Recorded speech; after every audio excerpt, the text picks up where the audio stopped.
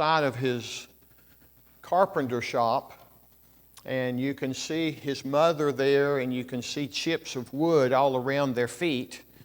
But he's there reaching up to the sky as if to stretch or just to be happy. It's not really clear.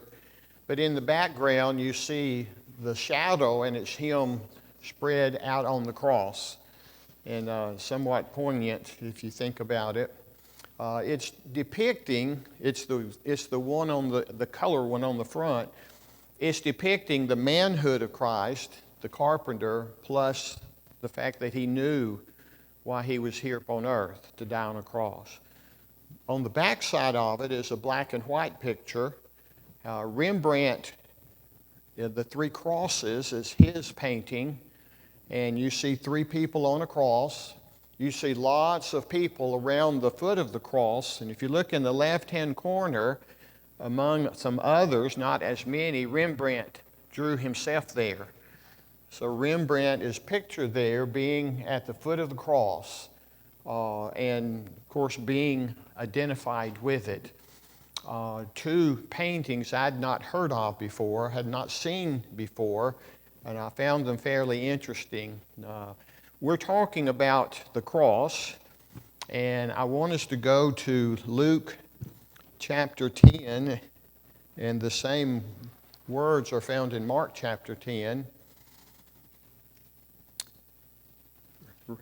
A Huntman, the color picture there, the one in color, drew my attention when I was doing the research for today's lesson, and someone mentioned it, so I did a quick search, and it was easy to find with Yahoo, Google, whatever you use to search. The gospel writers make it clear to us that Jesus knew exactly why he came. In Luke 10, verse 10, "For the Son of Man came to seek and to save what was lost." Mark 10, verse 45 adds, "For even the Son of Man did not come to be served, but to serve and to give his life as a ransom for many." So Mark 10, verse 45 speaks to the double reason. He came to seek and save the lost, and he did that by dying on the cross to deal with the sin issues that were in the world. Turn with me to Luke 9. We related to this Sunday night in our lesson on the prophecy, and Peter spoke of this event when he was attesting to his eyewitness and his ear witness to what Jesus was here to accomplish in his life. And we see in Luke 9, verse 28, Jesus is there with Peter, James, and John, and he's on the holy mountain, Peter calls it, to pray. And suddenly Moses and Elijah appeared before him and appeared in glorious splendor, talking with Jesus, and they spoke about his departure. Some translations, they spoke about his exodus. I'm going to open the sermon this morning with a hypothetical request, if you would. If I had the ability, I would like to have been in a couple of places in the ministry of Jesus, to have seen it, to have heard what took place. I would have liked to have been what I would call the fly on the wall, to hear what they talked about. It tells us generally they're talking about his departure from this earth, talking about the Exodus. I would have liked to have heard what else they talked about. And I'll relate it to some verses at the end of Luke in the sermon this morning. But Jesus knew why he was here, and apparently Moses and Elijah, representing the law and the prophets, and we'll see that in the sermon, representing the law and the prophets, talked to him about that coming Exodus, and to comfort him, It's not like he didn't know, but it's to comfort and encourage. There are times in life when we are about to engage in something that can be somewhat planned, known ahead of time, but to talk to someone about it, maybe a fairly minor procedure in the hospital. They're done thousands of times a day in our country. It's minor surgery, but that's what surgery that someone else is going through always is. It's not minor when it speaks to us. It's minor surgery when it speaks to someone else. And that's just the fact, and we need to realize that.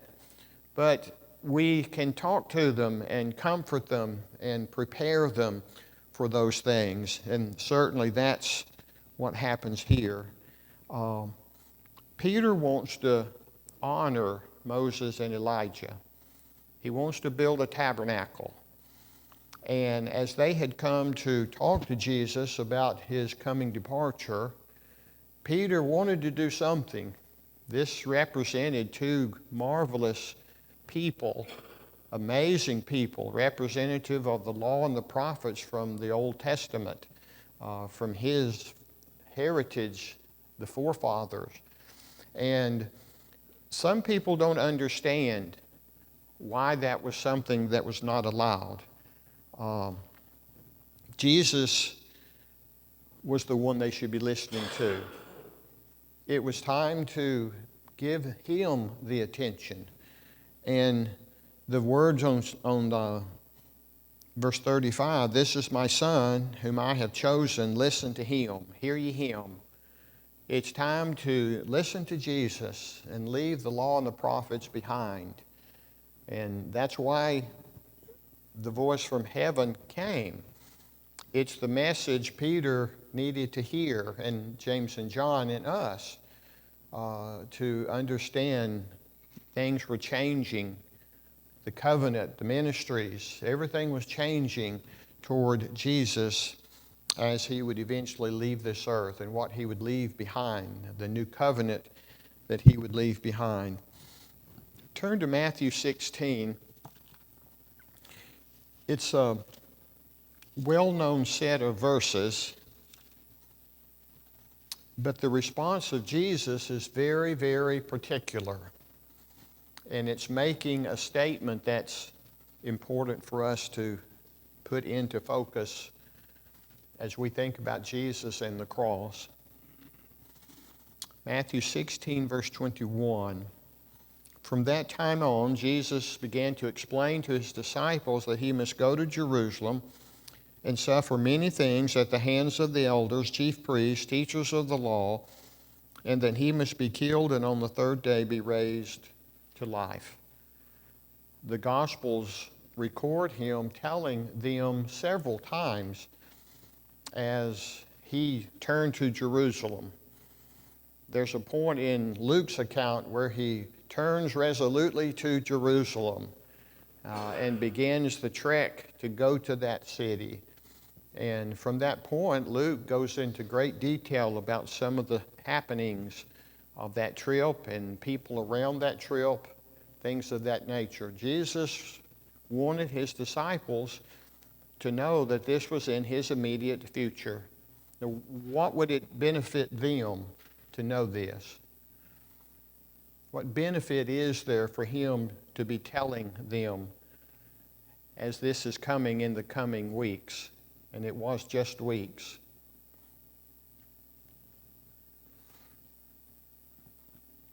It would prepare them for what's about to happen. And it's preparing them for their ministry afterwards. And he's going to be teaching on some of that. In John's epistle, as he's finishing that writing, he tells us on two occasions in chapters 15 and 16 that he told them these things so that when they happened, they would remember that he had told them. Now think about that. When Jesus tells them that something's going to happen, and then they would be reminded, well, Jesus told us this. Now I remember what he told us, and now I know what it means. We don't always understand things as we're told until we have the circumstances closer to us and the events may be happening. And in a context, they're easier to understand. They're easier to digest the meaning behind the events. But I think it also serves the purpose of letting the disciples not be surprised, but also know that Jesus was in control. Jesus was in control. This was not a surprise. It was something he knew was coming, and he allowed it to come, as we talked about voluntarily from Isaiah 53 last week. It was a vicarious death, it was voluntary, and it brought a victory. And that's, of course, why he did it. But he wanted the disciples to know so they wouldn't be surprised.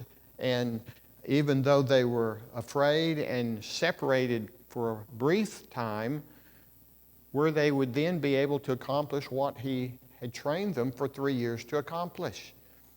And it would be reminding them that this was understood. Prophecy talked about it. We've heard of this, and this apparently is what we've heard about from prophecy.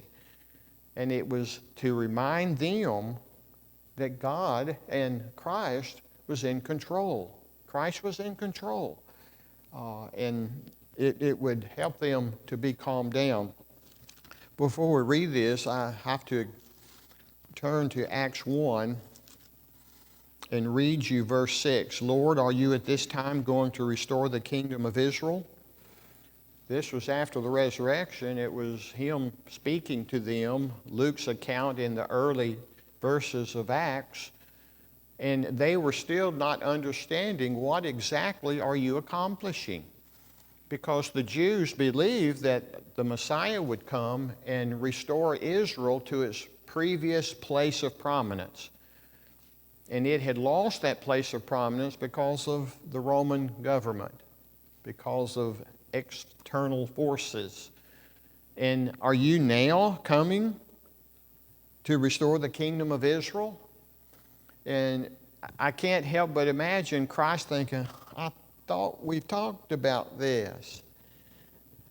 You should understand this by now. You can imagine. But he answers very differently.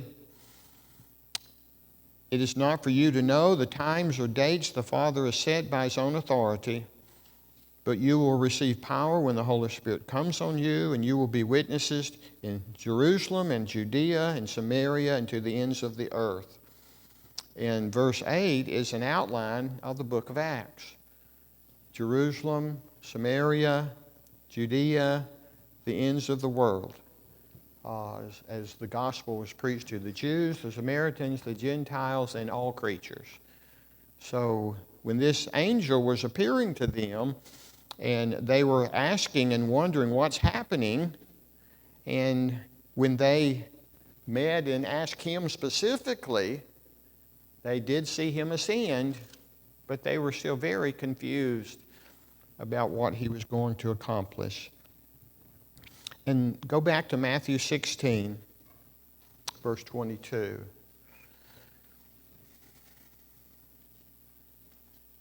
Before we read it, let me ask you a question.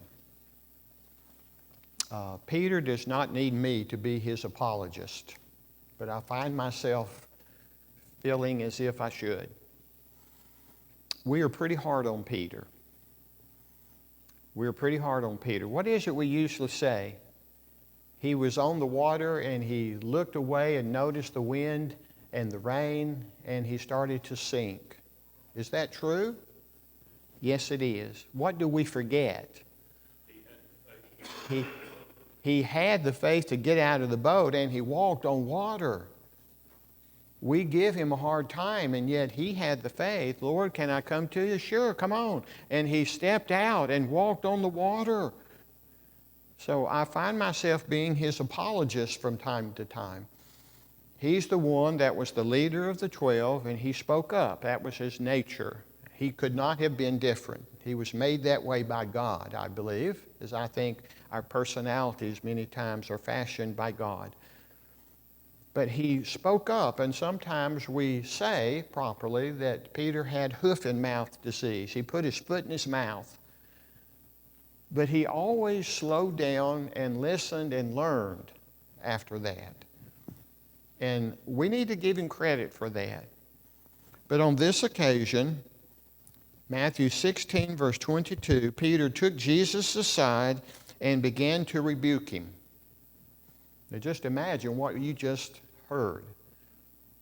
And just allow yourself to see Peter doing that. And this would have been toward the last days of their ministry together. And he starts rebuking Jesus for making known to them what's about to happen. That I'm going to Jerusalem, and I'm going to be tried, and I'm going to be put on a cross. I'm going to die. And Peter rebukes him, "Never, Lord, this shall never happen to you." Now, put this in modern day language. What has Peter just told him? Over my dead body. This is not going to happen over my dead body. I'm not going to let this happen. And in the garden, when the betrayer had come and there were hundreds of soldiers there to lead him away, and he kind of chided them, I've been among you all these weeks. Did you need soldiers then? Why do you think you need a large number of people now? He just kind of contrasts his public ministry with what they think's necessary. But what did Peter do with that sword? He was the first to react. And what was he wanting to do? This isn't going to happen. I'm going to stop what they think is about to happen. He still didn't understand. But I give him credit. What had he just done? He had drawn a sword and hundreds of soldiers were around him. I give him credit, but he was misinformed. And when he cut off the high priest's servant Malchus's ear, what was he aiming for? His head. I'm told, and I know several who are law enforcement people. We have a person who's retired from the Miami-Dade County Police Force, and he got his 20 years in. He never pulled his pistol the whole time. Never pulled his pistol. Had a member in Madera who was part of the California Highway Patrol. Never pulled his pistol. A lot do, but some don't. So we have a heightened concern, and there should be, but some of them have duties and they're in circumstances. Pulling the pistol is not part of a daily, weekly, monthly, yearly event. But if they pull that pistol, what are they trained to do? Use it and don't aim for their big toe. Let's just put it that way. And when I hear some of those on television say that, well, if they need to pull their pistol, just wound them. If you wound someone that's required you to pull a gun on them, what are you setting yourself up for? To be shot by them. And it's imminent danger. So when Peter pulled that sword out, he did what anybody drawing a sword with soldiers all around. He's wanting to take somebody's life to slow this down or to stop this from happening. And I don't know why Malchus's the high priest's servant was there, but he was there, and representatives of government were there. Likely he did know the position he held as far as who he was, what he represented, but he acted based upon what we see in verse 22. Over my dead body. This isn't going to happen. And the words of Jesus are very profound. Jesus turned and said to Peter, "Out of my sight, Satan." He associated him with Satan. Now what he's doing, he's associating him with what Satan wanted to occur. We don't believe Satan understood what death on a cross would bring as far as the resulting resurrection.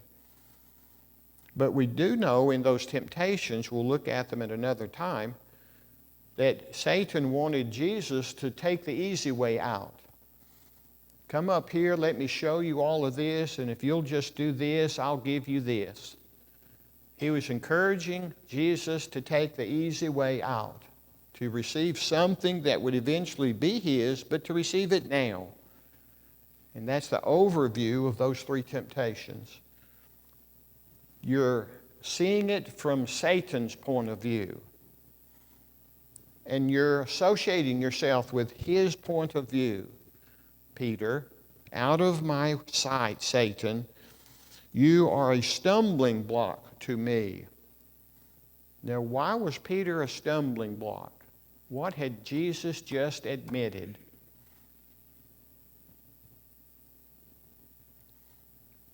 What had he admitted? Think of the prayer in the Garden of Gethsemane. If there's any other way, yet your will be done. 3 times. If this cup can pass from me, this cup of sorrow, if this cup can pass from me, if there's any other way, but your will be done.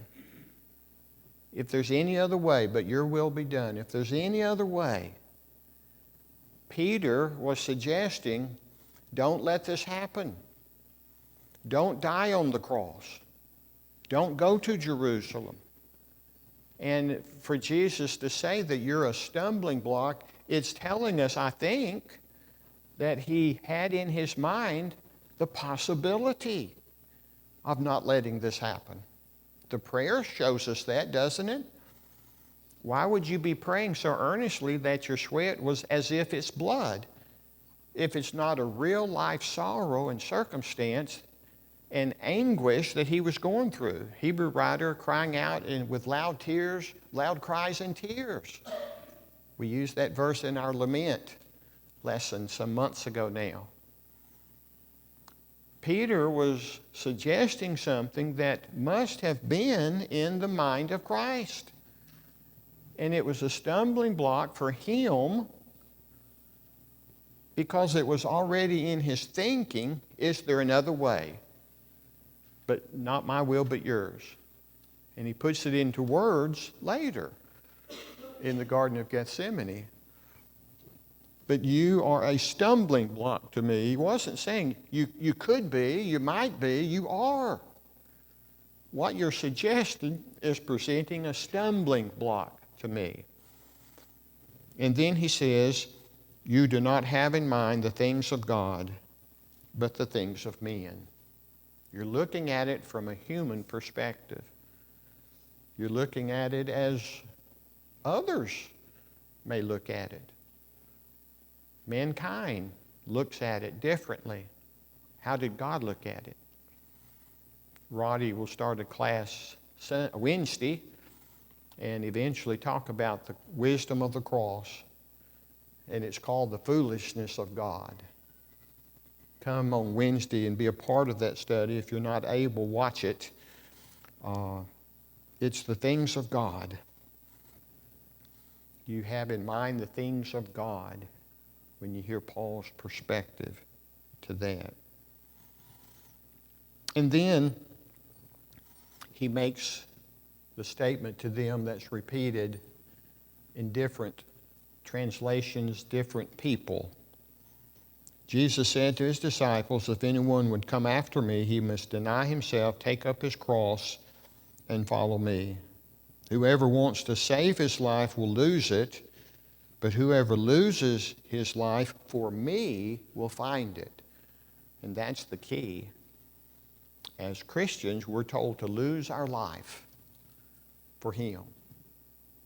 And in losing our life for him, we in actuality find it.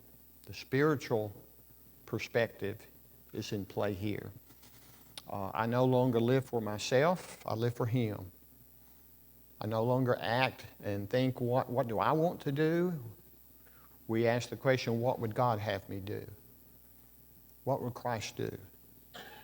So our whole mindset, and our whole lifestyle, and our whole choices are circled around what would God and what would Christ, what would Scripture tell me to do?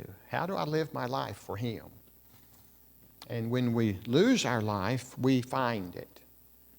And what he's telling us is what so many are lacking in our life. They don't understand their purpose. When we find our life, we're being told that we find purpose for our life. We have a direction, we have a focus, we have a reason to live. We have what's next answered for us already. So we find our purpose. When we lose our life for Him, we find our purpose. And what good will it be for a man to gain the whole world yet forfeit his soul? What's he laying in contrast there for us? Since the verses are in a context, I don't want to just pull it out and not see the context. I've looked at it this way. I don't have a pen in my pocket or in my hand. I have one in my Bible cover. But I have often taken a fountain pen and put a dot in my palm. And no one sitting in the audience could see it. It would be so small for us to see it. I could only see it because it's on my hand. But that dot represents my life, I suggest. The time that I live upon this earth. In comparison, just to begin, all the space of this auditorium. Does that represent eternity? It doesn't begin to, but it's making a point. This represents my lifetime. If I live to be 90, I don't want to, but if I live to be 90, that's what it represents. Just a dot compared to all of eternity. So why would I give everything for that and lose all of this?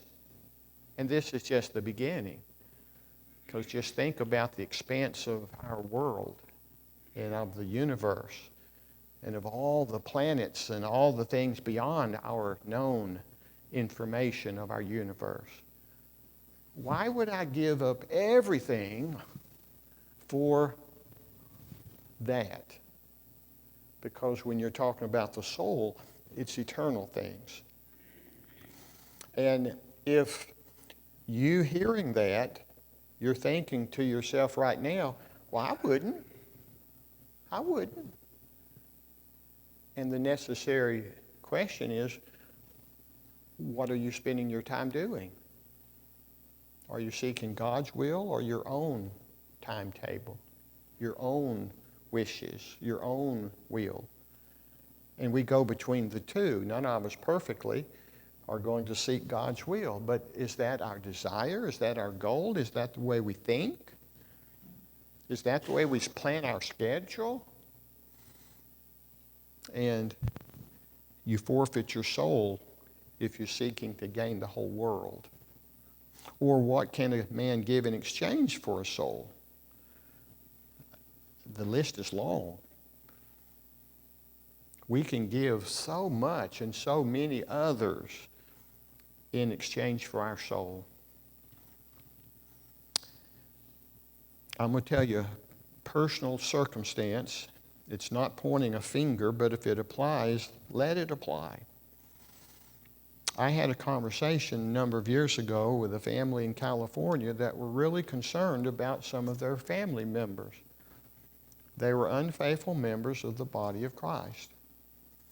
And they were really concerned about them, and they were asking me, what can I do? The first thing, pray. Pray for them.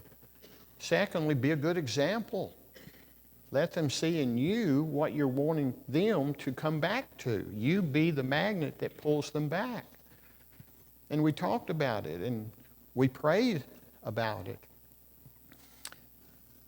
A weekend was coming up when they were having a family reunion at this person's house. And we talked about it before they came. Now, this is a perfect example. You be on your best behavior. They're still your members of your family. But because you're trying to influence them, you be as the best example you can be. You be the best example for them that you can be when they're here. And it shocked me on Sunday morning when that family stayed at home and did not come to Bible study and worship, which they had done for many, many, many weeks prior to that. And here's what she told me Wednesday when I saw her. I missed you Sunday. I was looking forward to meeting your family. She says, well, I realized that if I'm responsible for fixing supper and lunch, I needed to stay home and fix lunch so that we'd have something to eat. It just blew me away. You're telling them what's most important with your concern and praying that they will see what's most important in your life. And when you have the first-hand opportunity to show them, what did you do?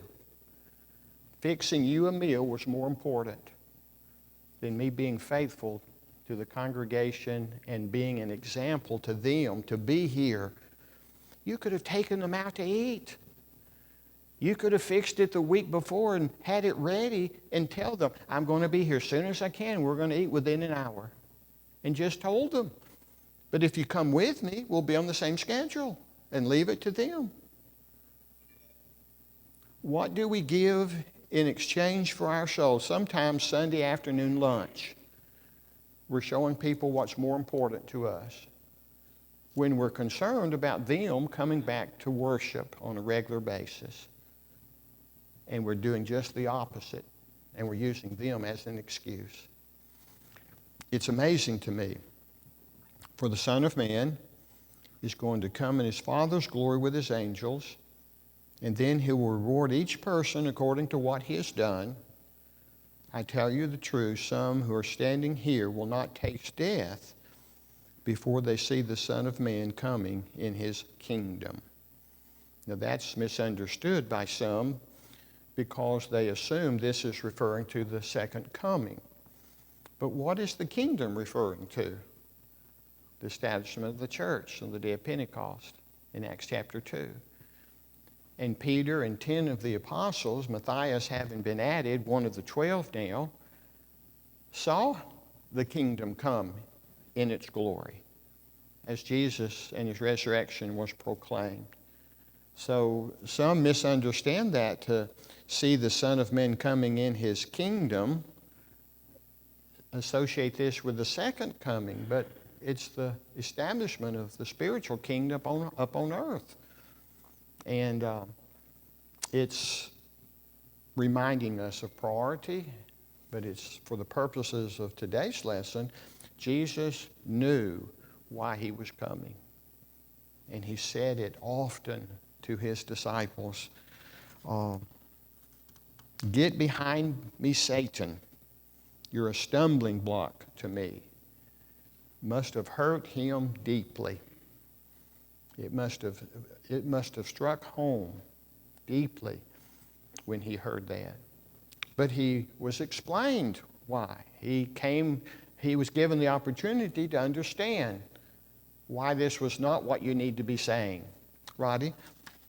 I agree with you. I think you're too hard on people. It's obvious that in just about any situation, he's the first to respond. Oh. You know, one night after fishing, when they hadn't caught anything, Jesus came to him and he helped him get his fish, do miracles. Peter told him, get away from him, because Peter realized the difference.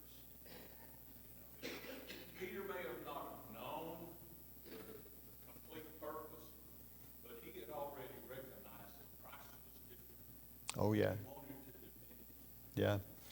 Peter responded many times as a human would respond, and we can't fault him for that. On the occasion that Roddy talks of, they'd been fishing all night. Lord, we've been fishing all night. We're good fishermen. We know how to bait a hook. We know how to throw the nets. We know where the fish usually would be. We've been fishing all night. But because you say so, we will. And they pulled in so many that it was difficult, and their fishing boats were overflowing.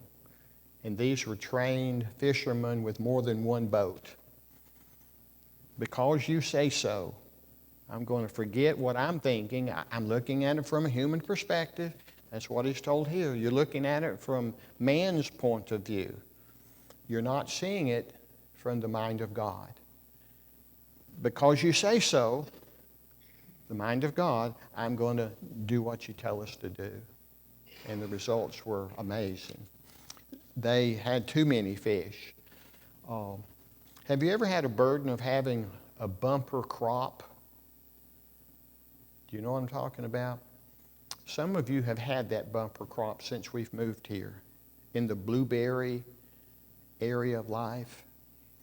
You've got so many blueberries that it's just bringing the limbs down, and you're begging people, please come, bring buckets, pick all you want. There is a burden sometimes to having a bumper crop because you hate to see it wasted, and you're ready and quick and want to share it. And so you get the word out. They're here. The corn's here. The apples, the pears, the grapes, they're here. A bumper crop is a burden sometimes. That night, with nothing as a result, and very quickly, the apostles, or the disciples at that point, had a bumper crop. And there's a burden to have a bumper crop because you don't want things to be wasted. I'm sure they shared it as best they could, but they saw the results of who Jesus was, of what he was able to accomplish. I want to share something. I used to play tennis and I used to watch tennis, and I haven't for a number of years. U.S. Open is going on. I can't even pronounce most of the names. And that's one reason I lost interest a number of years ago. Covered some tennis matches years ago. Covered one in Chattanooga when Roscoe Tanner from Chattanooga, who was a Wimbledon finalist at one point. I enjoyed tennis, but I've lost interest in it over the last decades. But I found a story that I found interesting. Listen to the beginning part. Roll your eyes if you need to. I understand it has a point, a good point, but it's making a point. Rene Lacoste in the 1920s had won several major singles titles, including victories in Wimbledon, U.S. Open, French Open, and his friends called him Le Crocodile because of the tenacity that he displayed on a tennis court. He got the brilliant idea, having accepted the nickname, to put a tiny crocodile embroidered on his tennis clothes. And by the way, if you go to Macy's and some of the shops today, that emblem is on some of the tennis wears and polo shirts, and you pay double. It caught on. He added that to a line of shirts. The symbol caught on, and people around the world wanted the alligator shirt with the Lacoste insignia on it. Well, one writer used that's a truism that we know from history, as a point of making about the cross. The cross, an emblem of Christianity, holds special meaning for every friend of Christ.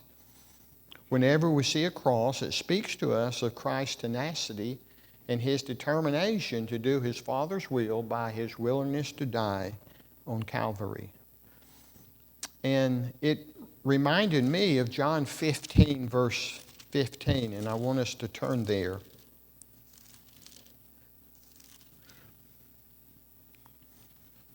It fits with the point I want to make as we begin our lesson later during our worship time. John 15 is the long section about the vine and the branches. That's not the point of where we're going at this moment. But verse 9, as the Father has loved me, so have I loved you. Now remain in my love. If you obey my commands, you will remain in my love, just as I have obeyed my Father's commands and remain in his love. Now that's a necessary statement as he's relating us being faithful to Christ Well, he had to be faithful to God. And as we want to remain in the love of Christ that he would have for us, he knew that he needed to remain in the love that God had for him. We don't need to take for granted that this was automatic. It's a willful decision that he had to make and to be faithful in. I have told you this, and this is what John's good at doing. He's telling us why Jesus would say these things. I have told you this so that my joy may be in you and that your joy may be complete. My command is this: love each other as I have loved you. Greater love has no one than this, that he lay down his life for his friends. Verse 14 is the word I want us to see. You are my friends if you do what I command. You're my friend if you do what I command.